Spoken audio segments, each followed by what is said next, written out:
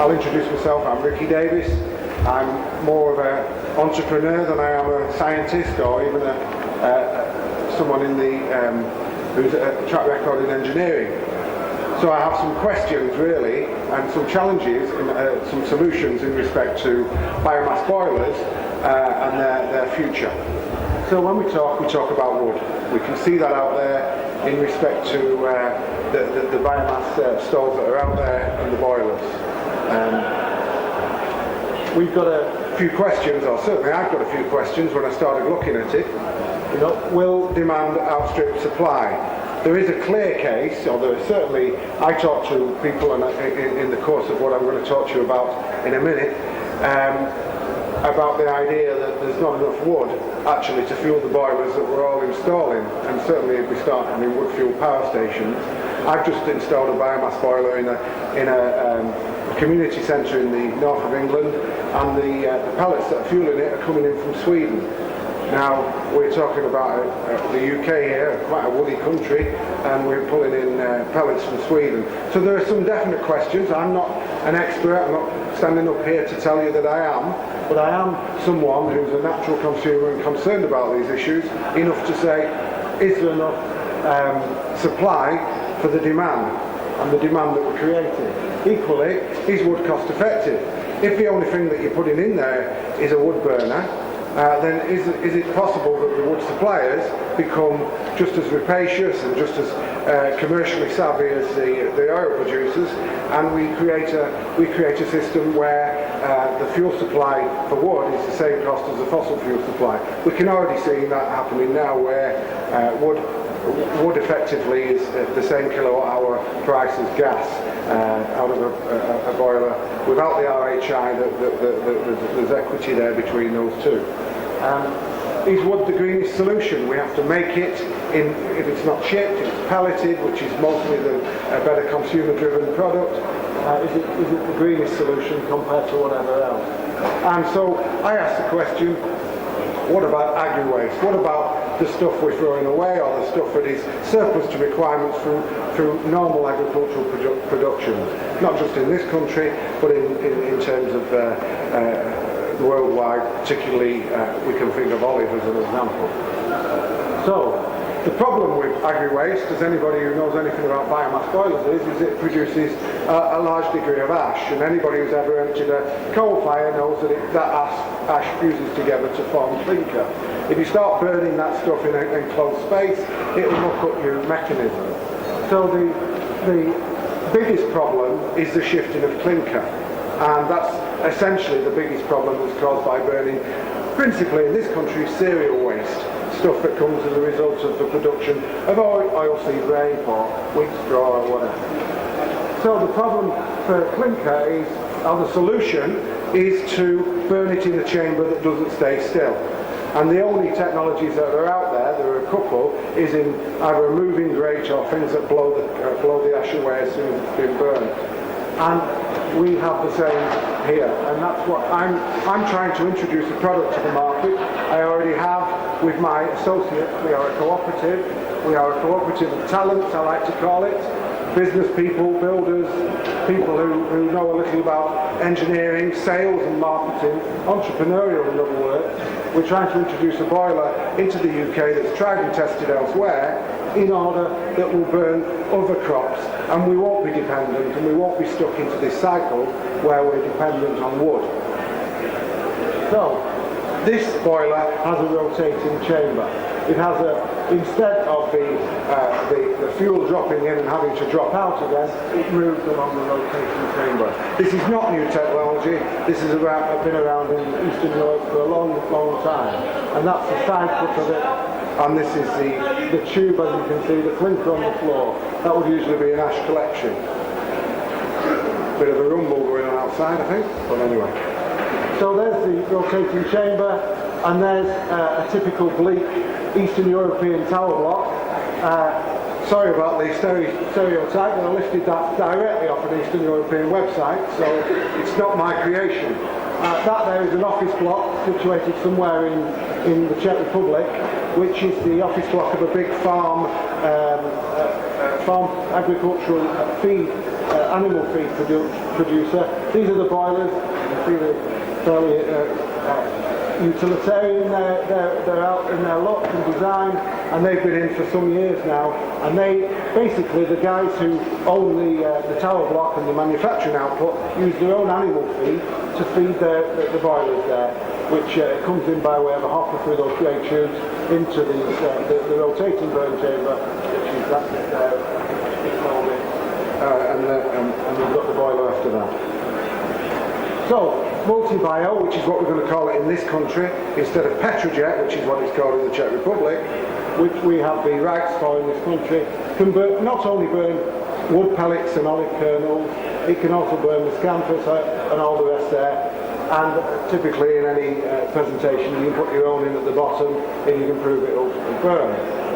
We have smoke control exemption for this machine, and it can burn most of what you can see there. So therefore, on that basis, for anybody who doesn't know what that means, you can actually fit these things into the urban area. There are other competitors out there, not very many, but there are others, who can fit them in rural areas. But if you want to attract the vast majority of the population in this country, the vast majority of buildings, you need to get smoke control exemption. So, where are we in terms of investment? We have put £100,000, we've secured 50 of our own, and we've put 50 in ourselves. We are successful business people in our own rights, and we've secured investment from the cooperative loan fund for the second half. So we're already set up and ready to market. It's already a patented product. It's already, as I've just said, it's gone through the government testing in for DEFRA, the laboratories in Cheltenham for smoke control exemption, and we're just ready to go. But we do need a big push on two factors: to train and fitters and recruit distributors. But secondly and finally, we need partners, and I'm interested in what the panel think, in terms of when I go out and sell these things, not that I'm the salesman by any means, but when I go out and sell these things, you need to be able to persuade people to part with £40,000 to £60,000 a time. Now, whilst if they can secure the RHI, not a lot of people in this cash-strapped economy have got 40 or 60 grand kicking around. Equally, they need to be persuaded to move the technology, and they just basically need to be persuaded that the cash is the issue. If I have a way of a fund or some way of meeting up with another partner, a funding partner, that will enable them to take security off the RHI, then that will oil the wheels, if you like, of progress in respect to putting these boilers into the market. Finally, my own view, for what it's worth, is that if we go down the lane of wood only, and wood price increases to such a degree, there's going to be a lot of people who have become very, very disillusioned with the renewable energy industry as a whole, and therefore it's quite a dangerous road to go down if we're not entirely sure that we can meet supply with cheap fuel. So I'm looking for people to support the funding of this in respect to funding the people who own these buildings. I myself have senior positions in the Catholic Church where I look after their commercial interests. And therefore I know, as such a large building owner that the Catholic Church is, that it would be interested in such an invention if it was to have the money and the means to do this. So there are very definitely asset-rich people out there that might not be very cash-rich who are looking for installations of this nature. That's my presentation. I hope I wasn't too long. Thank you, Ricky. We are quite strapped for time, actually, because we've got one presentation after this, I understand. So, it's right on the button in terms of what government wants: heat, industrial heat, and at this sort of scale. It seems to me that you're looking at alternative fuels to wood, but you haven't really necessarily addressed the kind of distribution thing. Because I know one of the concerns is how much of this fuel will be available. So if you're talking about novel kinds of fuel, then that might be a consideration. I think it might be an idea though to take a few questions and then come back in one go. So other fuels availability is my question. I thought that was a really refreshing presentation, and I'm supposed to be interested in technology, but actually I find it really refreshing to hear a presentation about how do we get this to market. And I think you've asked the right question about how do you actually capitalise upon the potential for someone to go out there and sort of put the cash or sort of the asset poor amongst us. So I mean, I think it's a great story, and there are definitely going to be ways to do that, I would think.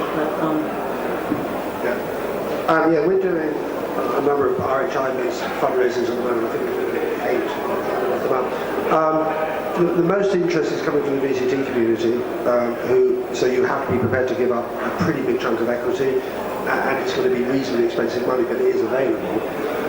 The questions they will ask of you, which they've asked of everybody, is really 3 things. Where is your feedstock coming from, and how secure is that? And you really need a 5-year. You need to take your portfolio of installations and say this requires X amount of tons a year of feedstock, and this is who they're buying it from at which price.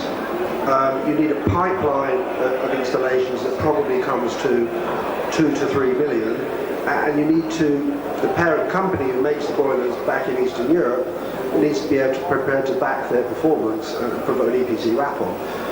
If you can do those 3 things, and they're big ifs, I suspect, but if you can do those 3 things, then there are lots of VCTs who will fund you. It's a bit of a land grab at the moment in terms of what everybody is looking for is the good covenant strength blue chip user of heat at the back end, which is your school, your public building, your big blue chip private sector company, or your farmer. And I think there's a bit of a land grab of everybody is targeting those people at the moment to try and put installs in, because the RHI is probably too generous and it will go down, I suspect.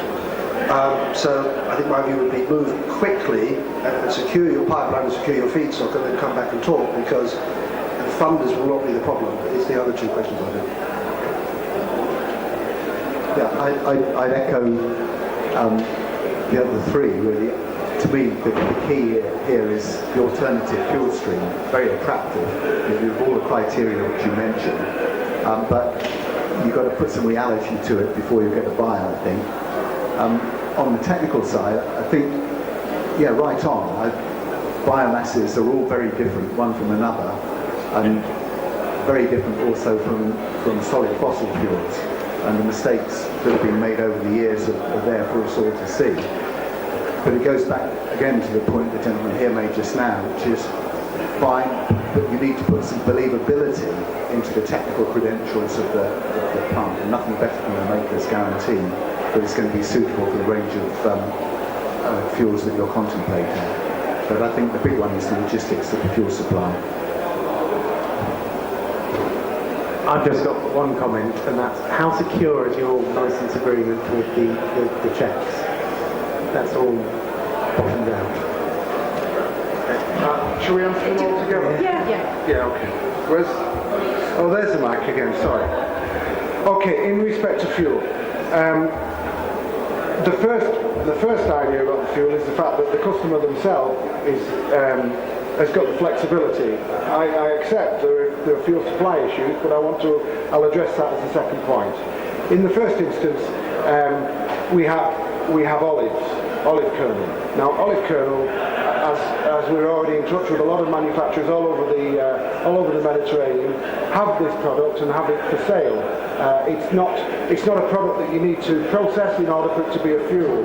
First crush olive kernels is at the point when the olive kernel itself has been processed as much as it can, or as much as it can efficiently in certain processes to make the oil, and it's as a waste product. It looks like coffee granules, and you can import that, and they are importing that in hundreds and thousands of tons into the UK now, because into the biomass power stations and into conventional coal fuel power stations. So there is a fuel in olive. Olive kernel has got the added attraction of being 1.27% more powerful than wood and having a much more powerful energy density. So there's olive. In terms of oilseed rape, I can't tell you the production figures of that. I can just look out my window when I'm driving along in the car of the yellow fields around. And we have got a great supplier in Lincolnshire that processes OSR into pellet form right now, and they're set up with a large production facility. In respect to the others, Ms. Scampus, we're in touch with crop owners. So I accept there is a need to generate the supply. We're in touch with those people, but we do need partners to do that as well. We have the money to do that, to build these partnerships, and we're ready to go to market. And this is a very, very new product. We go to market in the next month, and so therefore you'll hopefully start seeing it around then. I know you're trying to get me on, so there we are. Thank you. Can I just say one thing that I think that you're underselling yourself if you say you're not a salesman. I think that was a really good salesman. Thank you.